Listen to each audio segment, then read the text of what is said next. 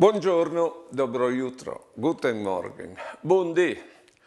Us lei per aulis scritis di un Svizzar che aveva non Henry Frederick Amiel.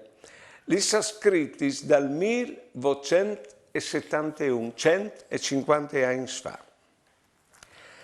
Col doprama la democrazia si sbasserà l'età che si larà a votare. Alcolarà il tabù dal sesso e la differenza tra uomini e femmine. La democrazia farà in modo che decidino le robe più importanti che non sono buone di noi.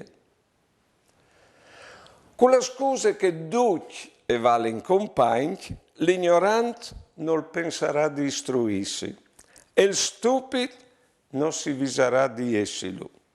Il delinquente non volerà mendarsi e il frutto non diventerà omp. La convivenza elerà a tox, perché non si riconosceranno le differenze tra persone, il valore, il merito, le esperienze, che vengono da fatture che ognuno ha di fare. E tutto finirà dal trionfo di un misclic, là che avvegnerà ualit tutto per arrivare a adorazione delle persone. Buone giornate e buone vite.